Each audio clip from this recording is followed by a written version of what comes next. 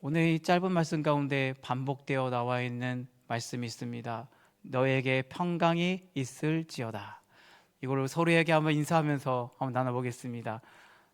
너희에게로 하지 마시고 우리 권사님에게, 집사님에게 이렇게 표현하면서, 또 오늘 또 새로 같이 또 예배드려 오신 분도 계십니다. 우리 서로를 반갑게 맞이하면서, 자, 당신에게로 할까요? 당신에게 평강이 있을지어다.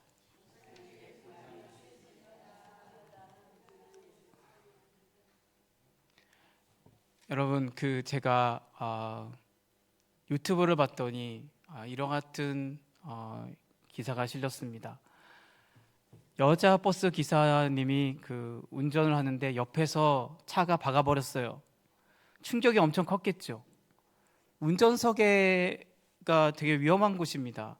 그런데 이 짧은 영상 가운데 많은 사람들이 주목했던 것은 뭐냐면, 버스 기사분이 마지막까지 핸들을 놓지 않고 브레이크를 밟고 사이드 브레이크를 채우면서 승객들의 안전을 가장 먼저 생각했다는 겁니다.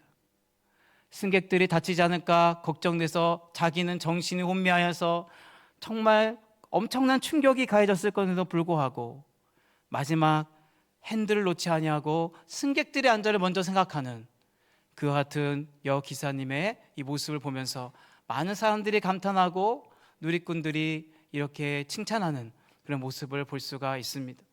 여러분, 저는 그 버스 기사님을 보면서 누구를 생각했냐면 예수님을 떠올리게 되었습니다. 예수님은 십자가에 죽기까지 우리를 사랑하시고 마지막까지 제자들을 사랑하시는 이 모습을 보여주십니다. 여러분, 십자가의 고통은 이루 말할 수가 없습니다.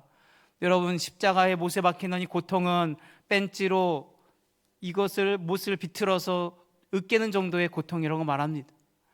우리의 상상을 초월하는 고통이 바로 십자가의 고통입니다. 예수님은 아무 죄 없고 흠도 없으신 분으로 십자가에 나를 위하여, 나를 대신하여 십자가를 지었습니다. 어마어마한 고통이기 때문에 사람들은 극악무도한 죄를 지은 죄인만이 달리는, 사형수만이 달리는 곳이 바로 이 십자가 형태였기 때문에 십자가라는 말을 입에만 담아도 저주의 말로 이렇게 들려질 정도였습니다. 예수님은 그런데 오늘 제자들에게 나타난 장면이 나옵니다. 제자들은 그때 뭐라고 있었냐면 문을 닫고 숨어 있었습니다. 왜? 오늘의 말씀을 보면 유대인들이 두려웠다고 말합니다. 예수님은 십자가에 못 박아 죽인 유대인들이 이제 제자들을 해할 수 있다라는 생각 때문에, 그들은 생명의 위협이 느껴졌기 때문에 예수님의 제자인 것을 두려워하며 이렇게 숨어있는 모습을 볼 수가 있습니다. 두려워하고 있는 그들에게 예수님이 다가와서 하신 말씀은 책망의 말씀이 아니었습니다. 제자들은 예수님을 버리고 도망쳐 버렸습니다. 수제자라고 할 수 있는 베드로는 예수님을 멀찍이서 따랐습니다. 그리고 예수님을 절대로 주를 버리지 아니하고 끝까지 주님을 따르겠다라고 호언장담했지만 그 베드로마저도 예수님을 버리지 않았습니까? 이 정도 되면 저 같았으면은 제 아들을 호되게 꾸짖고 책망했을 것 같습니다. 너희들이 감히 내가 누군지 알고 그렇게 나를 버리고 도망쳐 버리느냐? 신뢰를 버리고 이렇게 한순간에 모든 것들을 버리고 도망칠 수 있느냐? 내가 너에게 한 것이 무엇인데 지금까지 3년 동안을 동고동락하며 함께 이렇게 사역의 현장을 누볐는데 너희들은 어떻게 그럴 수 있냐라고 예수님이 호되게 질책한 것이 아닙니다. 예수님은 두려워하는 제자들을 향해 하신 말씀이 너희에게 평강이 있을지어다, 이렇게 말씀하십니다. 여기서 평강이란 말은 우리가 히브리어 단어 중에 샬롬이라고 알고 있습니다. 여러분, 교회를 좀 다니신 분들이나 교회를 다니지 않은 분들도 인사말로 잘 나누는 것이 바로 샬롬이란 인사입니다. 한번 손 들고 한번 인사해 볼까요? 샬롬. 이 샬롬이라고 한다는 것이 히브리어의 평안이란 뜻인데, 이거의 헬라어 단어가 무엇이냐면 에이레네라는 복입니다. 여러분, 전쟁의 반대말이 평화라고 할 수 있을까요? 전쟁의 반대말이 평화라고 할 수는 없을 것입니다. 물론 일시적인 평화가 찾아올 수 있습니다. 그러나 진정한 평화는 그러한 평화가 아닙니다. 여러분, 사람들은 지금 두려움 속에, 공포 속에 살아가고 있습니다. 수많은 경쟁과 다툼 가운데 살아갑니다. 여러분, 그래서 여러분 임윤찬이라는 분 있죠. 피아니스트 중에 유명한 분인데 지금 외국에서 교수님을 따라서 외국 생활을 하고 있거든요. 유학 생활을 하고 있습니다. 그런데 한국의 입시 경쟁과 철저한 경쟁 사회가 너무나도 지옥 같고 힘들었다는 것을 솔직하게 고백합니다. 지금 무한한 경쟁 시대에 살아가고 있습니다. 여러분, 지금 오늘 우리가 이 교회 문을 나서고 나면 수많은 경쟁이 우리를 기다리고 있고, 사람들은 눈에 초점을 잃고 두려운 가운데 살아가고 있음을 분명히 보게 됩니다. 오늘 믿음의 삶을 살아가는 우리들조차도 두려운 마음이 우리 가운데 있습니다. 오늘 우리의 마음에 두려움이 있습니다. 이것을 잘 알고 있습니다. 오늘 제자들의 모습도 문 밖을 나가지 못하고 두려워하여, 유대인들을 두려워하여 숨어있는 이 모습을 볼 수가 있죠. 현대를 살아가는 우리들도 별반 다르지 않은 모습으로 있음을 우리 가운데 보여주고 있습니다. 이때 샬롬의 평안, 에이렌의 평화라는 것은 무엇이냐면 겉으로 보일 때의 평화가 아닙니다. 우리가 말하는 평화, 피스라는 것을 더 넘어서서 이것은 하나님과의 관계가 회복됨을 통하여 비로소 찾아오게 되는 내적인 평안함을 말합니다. 내적인 평안함이 바로 오늘 말하는 에이렌의 평화입니다. 여러분, 우리가 너무도 감사할 일이 있습니다. 예수님은 우리를 위해 십자가에 빌려 죽으셨습니다. 누구도 그 자리에서 죄를 대신해 그 자리에 설 자가 없습니다. 여러분, 우리는 의로운 자가 아닙니다. 우리는 죄 맞고 하나님 앞에 범죄한 인생입니다. 우리는 십자가의 구속의 피로 말미암아 예수 그리스도께서 우리를 위해 죽으시지 않는다면, 피 흘림이 없으면 사함이 없다는 말처럼 예수 그리스도의 십자가의 죽으심만이 우리를 죄에서 속량하시고 구원할 수 있는 유일한 길임을 우리는 알고 있습니다. 예수 그리스도의 십자가의 죽으심이 우리에게 주신 놀라운 축복이 있습니다. 여러분, 제가 이런 질문을 던질 때 뭐라고 대답하시냐면 아멘으로 대답하시면 되겠습니다. 오늘 이 자리에 계신 성도님들은 내 마음이 평안하십니까? 아멘. 예, 평안합니다. 그 평안함의 비밀을 제가 말씀드리자면, 십자가의 피로 말미암아 우리의 죄가 정결함을 얻게 되었고 우리는 구속함을 얻게 되었습니다. 죄에서 자유함을 얻게 되었습니다. 여러분, 우리는 하나님께로 나아갈 길이 너무나도 멀어져 있었습니다. 하나님과의 관계가 단절돼 있었죠. 무엇 때문에? 선악과 사건 이후로 우리가 그 아담이 지은 원죄로 인하여 우리는 지금 하나님과의 관계가 단절됐고 우리는 죄로 인하여 하나님께 가까이 하기엔 너무 먼 당신이 되어버렸습니다. 그러나 십자가의 피로 말미암아 단번에 드려진 제사, 화목제물로 자신을 드림을 통하여서 우리의 죄가 맑게 씻겨지게 되었고 우리는 하나님께 나아갈 수 있는 유일한 길이 되신 예수 그리스도로 말미암아 하나님께 나아갈 수 있는 은혜를 누리게 되었습니다. 여러분, 그래서 하나님과의 깨어진 관계가 회복되었고 화목의 은혜를 우리에게 베풀어 주신 것입니다. 십자가는 위에서 아래로 하나님과 사람 사이의 관계가 회복됐을 뿐만 아니라 깨어진 사람과 사람 사이의 다리를 이어주고 회복하는 귀한 은혜가 그 가운데 담겨 있음을 오늘 우리 가운데 보여주고 있습니다. 여러분, 오늘 우리에게 진정한 용서로 정말 우리의 모든 죄를 사해 주시는 놀라운 은혜로 말미암아 우리에게 주신 놀라운 축복은 무엇이냐면 세상이 줄 수도 없고 알 수 없는 평안함을 우리에게 허락해 주셨습니다. 이것은 관계 회복을 통해서 주어지는 축복입니다. 그래서 에이레인의 원의 의미는 무엇이냐면 join이라는 영어 단어를 씁니다. 결합하다라는 의미입니다. 이것은 하나님과 우리가 막혀져 있던 담이 허물어지고 이제 둘이 하나가 되는, 결합되고 하나가 되는 이 모습을 통하여서 주시는 축복이라는 것을 우리에게 분명히 보여주고 있습니다. 이제 세대 간의 단절이 되고 성도 간의 다툼과 분열이 있는 그런 모습이 아니라 이제 서로가 화목하고 하나 되어서 정말 서로를 기쁘게 섬기고 그렇게 뜨겁게 사랑하는 모습으로 아름답게 몸된 교회를 살아가는 모습이 우리 가운데 있음을 보여줍니다. 십자가의 이 놀라운 사랑으로 말미암아, 그 놀라운 은혜로 말미암아 우리가 누리는 은택은 하나님의 평안이 우리 가운데 함께한다는 것입니다. 나의 평안을 너에게 주노라. 내가 주는 평안은 세상이 주는 것과 같지 않다라고 말씀하고 있습니다. 이 평안함의 비밀을 우리에게 말씀합니다. 이 평안함은 세상이 줄 수도 없고 알 수도 없는 평안함이라고 말합니다. 에이스 침대는 편안하다고 말하죠. 에이스 침대에서 자보셨습니까? 저는 땅바닥에서 자고 있기 때문에 잘 모르겠습니다. 그런데 에이스 침대에 강조하는 부분은 편안함입니다. 안락함입니다. 그런데 에이스 침대가 우리에게 평안함을 줄 수 있을까요? 우리에게 그 같은 평안함을 줄 수가 없습니다. 이것은 일시적인 평안함일 뿐입니다. 세상의 기쁨은 일시적인 기쁨입니다. 그런데 우리에게 주시는 평안함은 무엇이냐면 세상이 줄 수도 없고 알 수 없는 평안함이라고 우리에게 말씀하고 있습니다.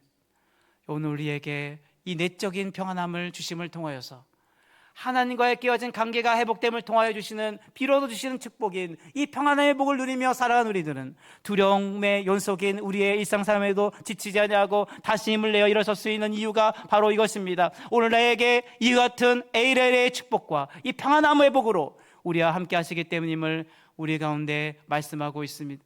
오늘 예수님을 믿는 것이 우리에게 복이고 기쁨이고 예수 믿는 것이 우리에게 힘이 된다는 고백을 드릴 수 있는 이유가 바로 여기에 있습니다. 세상 사람들은 지치고 피곤하고 그렇게 경쟁 가운데 살아가면서 이 비밀을 알지 못하기 때문에 여전히 낙심된 마음으로 살아갈 수밖에 없지만 우리에게는 세상에 알 수도 없고 줄 수도 없는 평안함의 복을 우리 가운데 허락해 주셨습니다. 그것은 그냥 주어진 것이 아닙니다. 일시적인 기분으로 주어진 것이 아닙니다.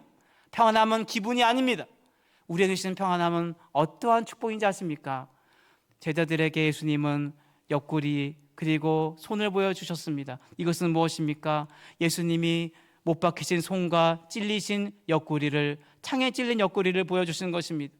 우리의 평안함은 예수 그리스도의 희생의 대가로 그 십자가의 죽으심 위에 주시는 축복임을 우리 가운데 보여줍니다. 눈물 흘리며 탄식하며 십자가에 달리셨을 때는 앞에 있는 즐거움이 나여 십자가의 고난을 참으사 고통을 개의치 아니하신 그 주님이라고 말씀하고 있습니다. 앞에 오는 시대의 많은 사람들이 예수 그리스도의 십자가의 죽으심을 통하여 구원을 얻고 새 생명을 얻어 참 자유와 기쁨 가운데 성전에서 모여 예배하고 찬양하고 그리고 두려움이 연속인 일상의 삶 가운데도 평안함의 기쁨을 누리며 살아가는 이 모습을 떠올리며 예수님은 십자가의 고난을 참으사 고통을 개의치 아니하셨다는 것을 우리 가운데 보여주고 있는 것입니다. 십자가의 고난이 있었기에 오늘 우리 가운데 이와 같은 평안함의 기쁨을 허락해 줬음을 기억하면서 우리는 늘 주님의 십자가를 생각할 때마다 이것을 늘 기억하며 감사할 수 있는 우리 모두가 될 수 있기를 간절히 소원합니다. 여러분, 오늘 이 자리에서 예배드릴 때에 이 기쁨의 비밀이 있습니다. 세상 사람들이 알 수 없고 도저히 알 수 없는, 그리고 누릴 수 없는 평안함이 우리 가운데 있습니다. 오늘 이것을 다 누리고 오늘 천근만근 십자가에 우리의 고통과 아픔 가운데 이 자리에 왔다면 그 모든 것을 십자가의 그늘 앞에 내려놓고 오늘 참 자유와 기쁨 가운데 주님을 찬양하며 이 전을 떠나갈 수 있는, 그래서 주님의 평안함이 우리의 삶에 충만하게 임할 수 있는 귀한 시간이 될 수 있기를 주님의 이름으로 간절히 부탁드립니다. 우리의 한숨이 변하여 찬송이 되게 하십니다. 이제 한숨 짓지 마세요. 이것을 두려움, 이 한숨을 찬송이 되게 하십니다. 내 영혼의 그 깊은 데서 맑은 가락이 울려나네. 이 찬양 그냥 나온 찬양이 아닙니다. 이것은 이 찬양을 작사하고 작곡했던 분의 신앙의 간증이 담겨져 있는 것입니다. 오늘 우리는 내 마음에 맑은 가락이 울려 퍼집니다. 우리의 한숨이 바뀌어 찬송이 되게 하시는 하나님의 은혜가 우리 가운데 함께함을 고백합니다. 오늘 우리의 두려움이 변하여 기쁨이 되게 하시는 놀라운 은혜를 베풀어 주시는 것입니다. 그러면 우리는 가만히 있어야 될까요? 이 평강을 우리만 누리며 살아가면 될까요? 아니라는 걸 보여줍니다. 그러면서 이어지는 말씀이 어디에 나와 있습니까? 여러분 21절을 보면 이렇게 말씀하고 있습니다. 21절 다 같이 한번 읽어볼까요? 21절 화면 띄워주시고요, 우리 함께 한 목소리로 읽어보겠습니다. 시작. 예수께서 또 이르시되 너에게 평강이 있을지어다. 아버지께서 나를 보내신 것 같이 나도 너희를 보내노라. 보내노라는 말은 권위를 가지신 분이 사명을 주시고 세상 가운데 보내셨다는 것을 분명히 우리에게 주시는 말씀입니다. 여러분, 내가 하나님께서 나를 세상 가운데 보내서 이 땅에 왔던 것처럼 내가 너희를 세상으로 보내노라고 이렇게 말씀하고 있습니다. 여러분, 학성기를 가지고 한 번에 KBS 그런 TV 뉴스를 통해서 한 번에 그냥 복음을 전해서 온 땅에 있는 사람들이, 이 세상의 모든 사람들이 그 뉴스를 보면서 예수님께로 돌아오면 얼마나 좋겠습니까? 단번에 이루어질 수 있는 일이 아니라는 것을 보여주고 있습니다. 우리 한 사람 한 사람을 제자 삼으시고 우리 한 사람 한 사람의 입술을 통하여 많은 사람들에게 예수 그리스도를 선포하기를 원하십니다. 오늘 우리는 세상 속에 보냄받은 예수 그리스도의 사명을 가지고 세상에 나아가 복음을 전해야 될 중차대한 책임을 가진 자들임을 오늘 우리에게 분명히 보여주고 있습니다. 평강은 받은 사람들, 나만 평강을 누리며 살아서는 안 됩니다.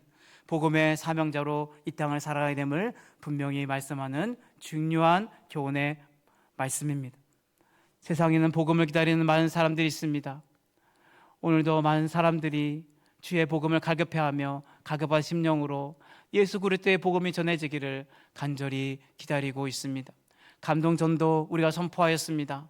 우리가 만나고 있고 또 우리가 전해야 될 많은 사람들에게 예수 그리스도의 사랑을 전할 수 있기를 원합니다.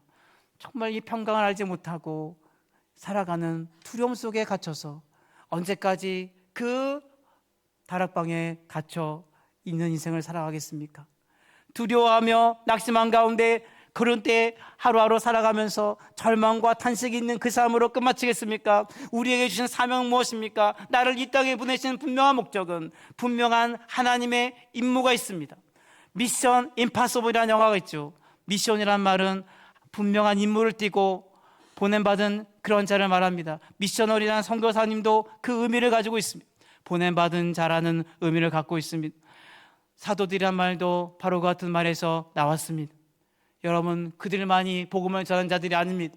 오늘 우리의 입술을 통하여, 작은 입술을 통하여 예수를 전하며 예수 그리스도의 향기를 뿜어냄을 통하여서 오늘 많은 사람들이 주께로 돌아오는 구원의 역사가 날마다 더해지는 귀한 은혜가 있기를 간절히 소원합니다.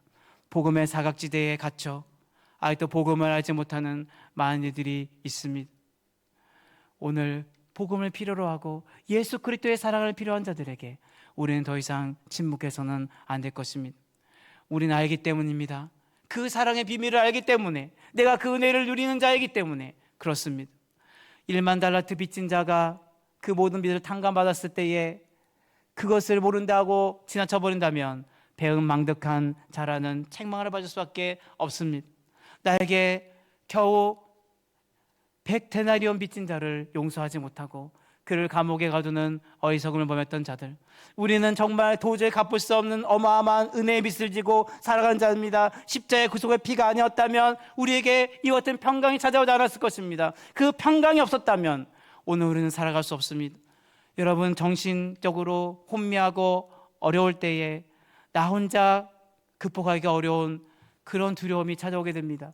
여러분, 이것을 경험하지 못한 분들은 알 수 없겠지만 이분들의 간증을 보게 되면 너무나도 힘겹고 어려운 시간들을 보내야 된다고 합니다. 여러분, 그런데 그럴 때마다 다시 한번 마음을 되새기고 힘을 얻게 되는 그 비밀이 무엇입니까? 나에게 평강을 주신 하나님의 평강이 삶의 복으로 임하기 때문에, 예수 그리스도의 십자가의 구속의 피로 말미암아 나를 구원하신 그 은혜가 나의 삶을 이끌고 인도하기 때문에 성령께서 내 교통하심을 통하여 나에게 다시 한번 충만하게 임하여 힘을 주시고 능력 주시고 다시 한번 오늘 살아갈 그러한 능력 우리에게 허락하시기 때문에 다시 넘어져도 일어설 수 있다라는 것입니다. 오늘 우리가 분명히 기억해야 합니다. 오늘 우리는 세상의 죽어간 영혼들에게 예수 그리스도의 이 복음의 비밀을 전하며 그들을 생명의 길로 이끌 책임이 우리 가운데 있음을 늘 기억하며 복음의 사명 기쁨으로 감당하며 나아갈 수 있는 우리 모두가 될 수 있기를 간절히 소원합니다. 그런데 이 복음은요, 이 복음의 사명을 감당하기 위해서는 이 복음의 사명을 감당하기 위한 능력을 부여받아야 됩니다. 오늘 그것을 마지막으로 말씀해 주시는데요, 여러분, 오늘 22절 말씀을 다 같이 한번 읽어보겠습니다. 22절입니다. 시작. 이 말씀을 하시고 그들을 향하사 숨을 내쉬며 이르시되 성령을 받으라. 여러분, 숨을 내쉰다는 것, 이 숨이란 말의 의미가 무엇이냐면 바로 바람이란 뜻도 있지만 영이란 뜻도 있고요. 여러분, 성령을 받으라고 말씀하십니다. 여러분, 마갈 다락방에 모인 120문도 가운데 성령이 임했을 때에 성령이 너에게 임하시면 너희가 권능을 받고 예루살렘과 온 유대와 사마리아 땅끝까지 이르러 내 복음의 증인이 되리라, 이렇게 말씀해 주셨습니다. 여러분, 성령께서 우리에게 임하시면요, 놀랍습니다. 하나님의 이 지혜의 말씀들이 깨달아집니다. 왜냐하면 성령께서는 말씀을 조명해 주시는 분입니다. 여러분, 우리가 어두운 데서 성경을 볼 수 없지만 이것을 스탠드를 켜서 이제 환하게 조명을 켜면은 안 보였던 글씨들이 보여집니다. 하나하나의 이 말씀을 또 이렇게 깨닫게 하시고 또 내 마음에 감동을 줘서 이 말씀이 생명의 말씀으로 우리 가운데 역사하도록 이끌어 주시는 분, 우리를 진리의 길로 인도하시는 분이 바로 성령님이십니다. 이단의 세력이 득세하며 우리를 진리의 길이 아니라 거짓으로 이끌어가려고 하는 많은 악한 세력들이 이 땅에 존재합니다.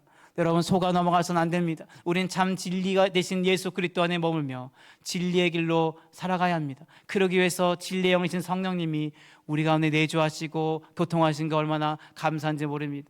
우리는 죄를 죄로 여기지 아니하고 살아갈 때가 많습니다. 회개의 영이신 성령님이 죄를 지적하십니다. 이것이 예전에 선지자들이 했던 역할이 아닙니까? 우리의 죄를 깨닫게 하고 지적하며 이것을 회개의 자리로 이끌어 주시는 분이 바로 성령님이십니다. 하나님, 주님 앞에 말씀대로 살고자 몸부림쳤지만 그러지 못하고 하나님 마음의 못을 받고 살아갈 때가 많았습니다. 주님 따라 살아가겠다고 결단하며 나아갔지만 주님을 등지고 살아갈 때가 얼마나 많은지, 세상 쾌락과 즐거움이 내 인생의 만족이 되어 살아갈 때가 많았습니다. 주여, 내 마음에 이 정욕과 아픔, 이 욕심을 용서해 주시고 주님 앞에 다 내려놓사오니 회개하신 성령님이여, 오늘도 내 마음 가운데 역사해 주셔서 주님 십자가의 피로 우리의 모든 죄를 정결케 하셨던 것처럼 주여, 우리의 죄를 사하시고 다시는 죄를 범치 아니하고 주님 뜻대로 살겠사오니 나의 삶을 이끌어 주시고 인도해 달라고 하나님 앞에 기도할 수가 있습니다. 성령이 우리의 연약함을 도우신 헬퍼가 됐습니다.